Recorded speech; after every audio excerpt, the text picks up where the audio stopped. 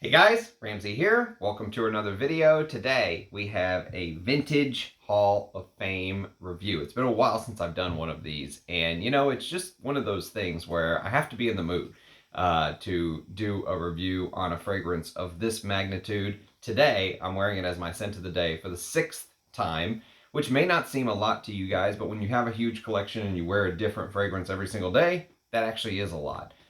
6 wears, and today we're going to talk about one of my favorite honey fragrances of all time. Sorry, my daughter was sitting right here earlier, so there's why the chair was there. But this is from the house of MCM, and it is called Success.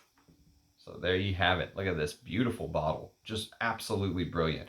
MCM, here's the box, which I usually don't find the box because they're a pain in the ass to pull out, but there's the box, there's the packaging, there's the sort of short ingredient list right there for you folks who enjoy seeing that, which I always do. And there's the bottom, made in West Germany. The good old days of perfume making. And so this is obviously a German house. MCM stands for Mode Creation Munich. And since this is the very first time that I have reviewed a fragrance from the house of MCM, and it's actually the only MCM that I own, I believe. So this is, I'm going to read a little blurb, and we're going to talk a little bit about the sort of background of the house, if you will. So it says, some creative people don't even need to have inherited their passion from their families. The feeling of exclusivity is simply in their blood. The German fashion brand MCM is exemplary in this matter. Born in 1939, Michael Kromer was supposed to become an economist. Kromer financed his studies with several side jobs, including modeling and acting. This is how he came into contact with the colorful and dazzling party scene in Munich in the early 1970s, which he immediately appealed to him. Kromer therefore opened his hairdressing salon in 1972, which quickly became a VIP meeting place because he also gave away little cosmetic bags by him to the ladies. That was the beginning of Peter Michael Kromer's fashion brand. And actually what's so interesting about it is those little cosmetic bags turned into almost like a fashion statement in the 1980s. They were huge in Asia, in Japan.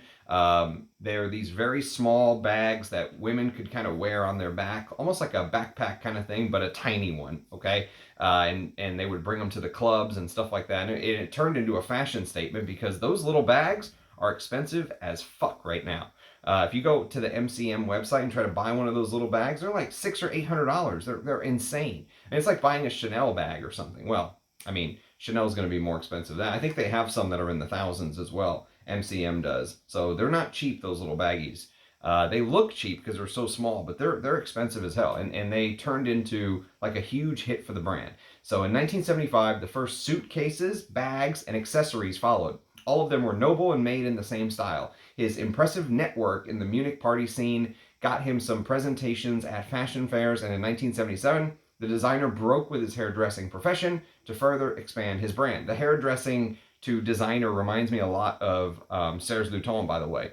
In the same year, the foundation of MCM, Modern Creation Munich Reichspack, GmbH, became official. After opening several boutiques, MCM launched its first women's fragrance in 1984, which I would like to smell, and the first men's fragrance premiered in 1986, which we are talking about today, Success.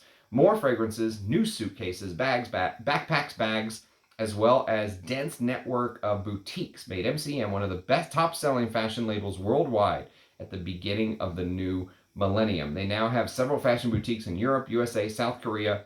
They're huge in Asia. Each with a nationwide online store. Okay, so, and actually their newest fragrance release, if you look them up, looks like one of those little mini bags with a sprayer on it. Like the handle is over the sprayer and it's like a built-in sprayer looking thing to the bag.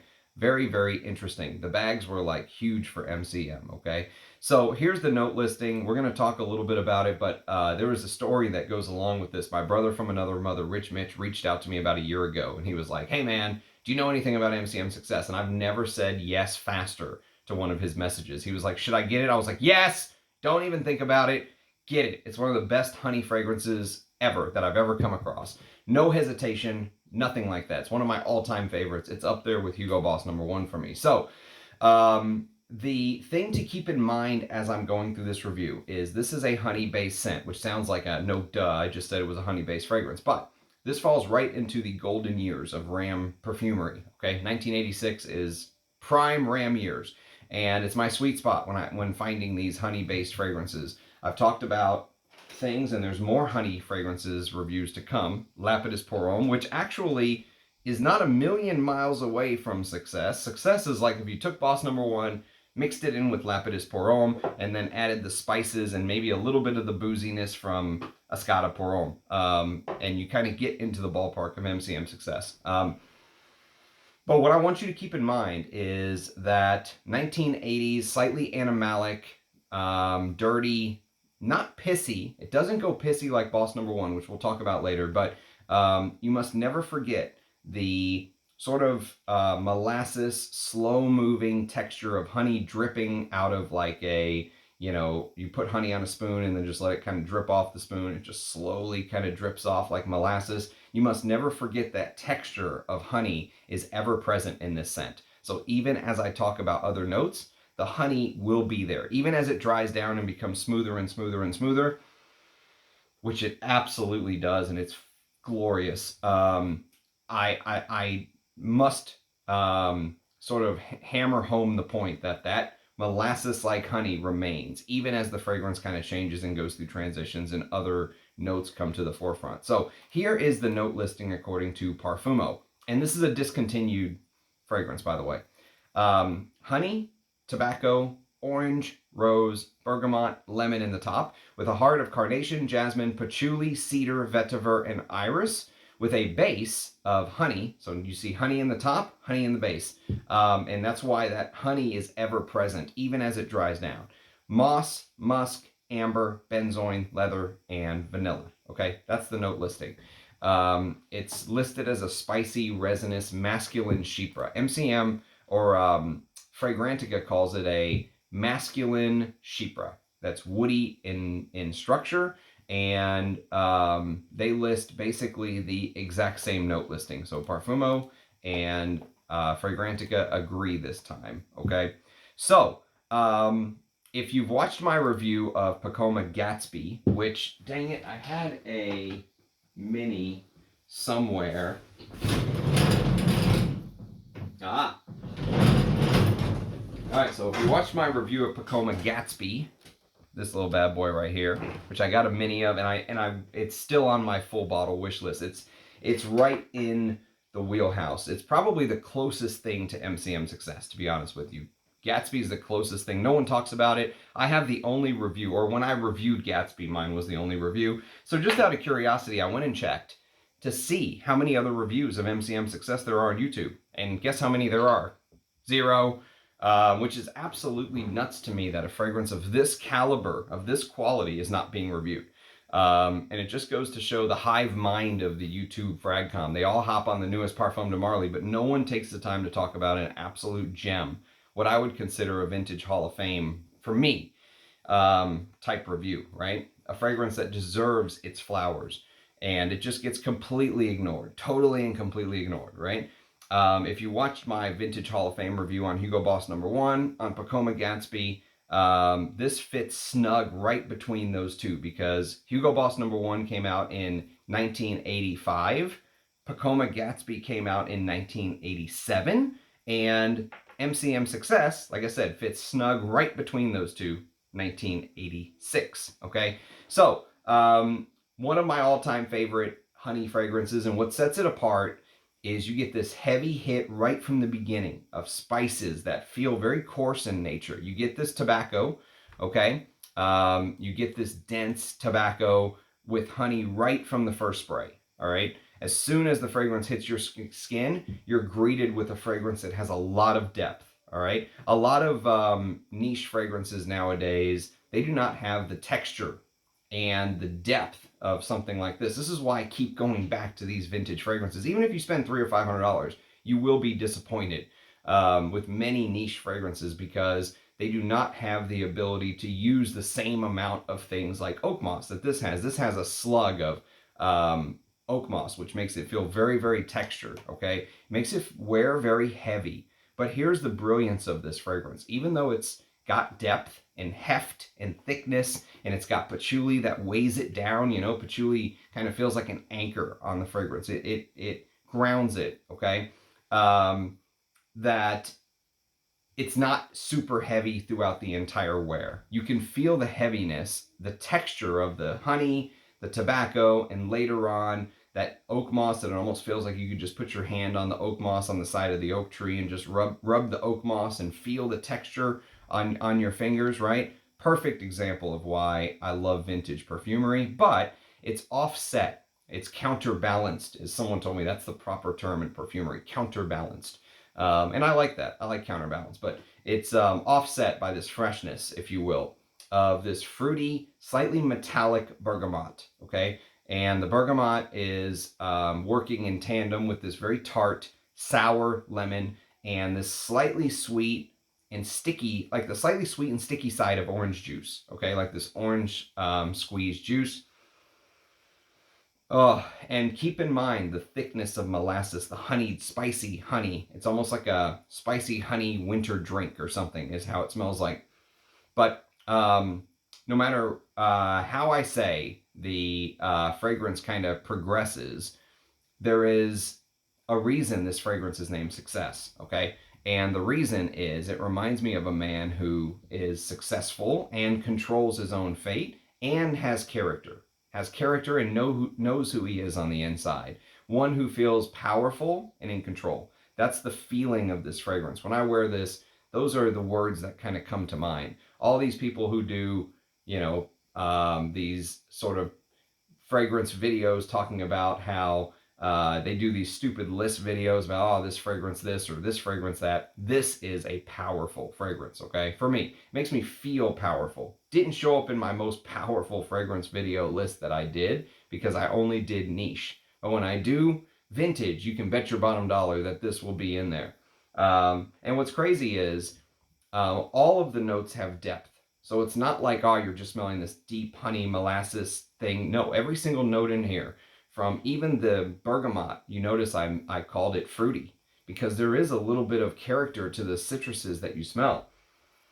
Oh, the tobacco is just brilliant. There's a little bit of leather coming through. I don't get as much leather as some other people in this fragrance. I will tell you that. That is one thing I wish I got a little bit more, but I can't complain. I mean, I love everything else. And you do get this leather. You know, the leather that you get feels brown, but it doesn't feel like it takes over the fragrance. I would never call this a leather fragrance. I would call this a spicy honey with tobacco. And the thing about it is many of the modern fragrances that feel powerful are choked full of amber woods or something like that. And they smell a very specific way, right? You'll smell it on your clothes a month later. Those kind of molecules and ingredients just feel like they go on forever. Or if they don't use those, they feel very flat. They feel very 2D because they can't use the proper amount of oak moss to add to the texture. Oak moss is a beautiful ingredient that fixes the fragrance to your skin, right? And so when it's regulated at only 0.1%, you don't get the same sort of texture as something like this. I have no clue how much oak moss is in here, but it feels like there's a lot. It feels like there's a lot because this is such a textured fragrance. And it really feels like every note is alive. Every single note is alive. And you can see it in the most beautiful detail. Today, it's a beautiful sunny day in Texas. You know how some of these days where there's not a cloud in the sky, it just brings this total clarity, right, to the day. Like you can see everything like a hawk, right? That's how the fragrance notes in MCM Success feel. Every note feels alive. And even though there's a lot of heavy notes in here, so I mentioned the honey, the patchouli, there's benzoin, there's some vetiver, but everything has space, right? Nothing is jumbled together, right? Nothing's mashed together. Nothing, it doesn't just kind of come together in a convoluted fashion. MCM Success is slightly animalic without being pissy. It doesn't have that pissy men's restroom smell that some of the other honey fragrances, which to be fair, I absolutely love, do. This one feels more like a spiced honey and a deep spiced honey with hints of freshness from the bergamot, the lemon, the orange, right? And as the fragrance dries down, this tobacco note starts to appear. and really kind of take the lead. You get the tobacco from the beginning, but I would say probably an hour or two into the fragrance is where the tobacco kind of takes the reins away. The leather never takes the reins away from the honey. You can still smell the like I said, molasses texture of the honey, but even though it's a top note, it really starts to turn into this beautiful brown, fine blended mixed tobacco-like feeling.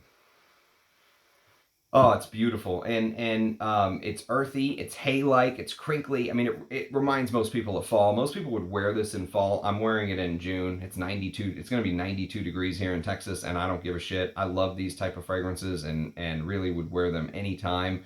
But if you think about kind of that wrapper of a cigar, the outside of a cigar that's been left out of a humidor for too long, and that brown leaf wrapper around the cigar gets kind of crinkly, almost to the point of like disintegration, right? Like you touch it and it just falls apart, right? That brown, dry, hay-like feel, that's how the tobacco starts to feel in a couple of hours. And so the character of this fragrance is spicy, honey, dry, brown, with that molasses slowness from the resinous parts of the honey, and it just feels like slow dripping honey, and it gives the impression, somebody, when I smell this, even on myself, gives the impression of a gentleman who has his priorities together, someone who is very suave, someone who is confident, someone who is classy, and knows how a proper gentleman should act, has the proper, they know how to speak, they know how to dress, they know the mannerisms, they know the rules to the game.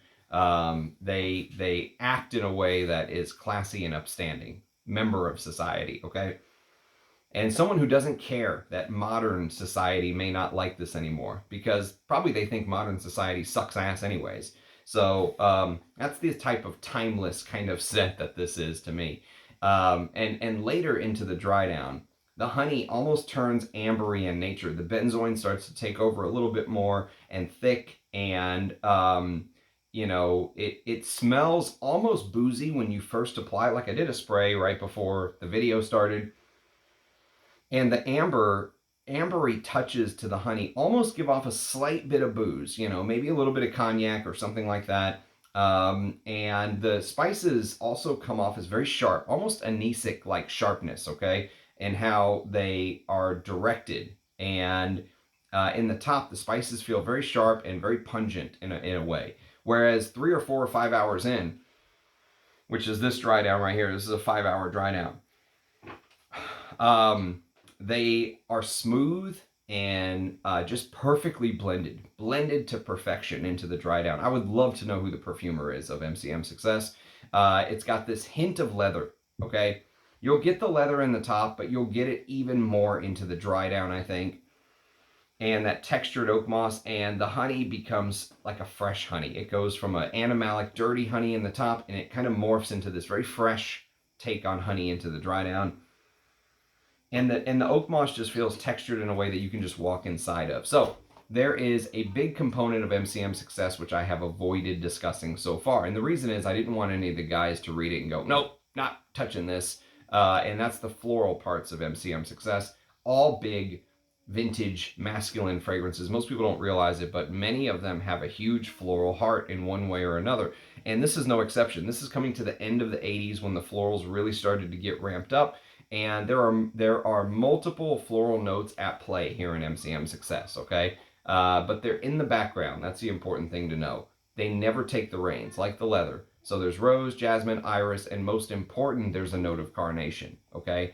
So of those 4 flowers, the carnation most perfectly blends with what MCM Success is, and that is a spicy, resinous bomb. It feels like it's blended sort of green, varying shades of spices, if you will. The carnation adds this kind of greenness and spiciness that just works perfectly with the character of Success, okay? The other 3 floral notes tend to play peekaboo. Sometimes you get a little bit of rose, sometimes you get a little bit of iris. Sometimes you'll smell it and go, okay, there's a hint of rose there or something like that. But from time to time, you'll get these little hints, but they're in the background. The jasmine used here is the sort of piercing, non-indolic kind. It's a fresher kind of jasmine. Jasmine Sambac would be my guess. They don't list it, but I would guess it's probably something like Jasmine Sambac. And the iris gives it a little bit of that classy gentleman's vibe. So the flowers play peekaboo in the background. The sort of molasses-like honey is always there. The tobacco goes from being a player side by side to taking the reins to giving it back. The leather kind of, you get it a little bit, but it never takes the reins. The flowers never take the reins, but it's in the ballpark of some of my all-time favorite honey scents. I mentioned Hugo Boss #1, which again, go watch my Vintage Hall of Fame review if you want to learn a little bit more about that. But the base is patchouli and benzoin and amber, and this oak moss that smells slightly musty, if you will. And I love how smooth it goes into the dry down. Deep into the dry down, you could maybe even give the impression that there is a little bit of something like Marbert Man coming out. Because this is a very fresh smelling honey to me. And in the dry down of MCM Success, the honey turns slightly fresher as time goes on. It doesn't go heavier, it goes fresher. And that's why I am wearing this in June. That and I don't give a shit. I love these type of fragrances. But for me, this is one of the greatest honey fragrances of all time, easily, that no one talks about. It deserves to be, like if you said, Ramsey, top 5 honey fragrances, go, this would have to be in that list right now for me. Easily a top 5 honey fragrance for me.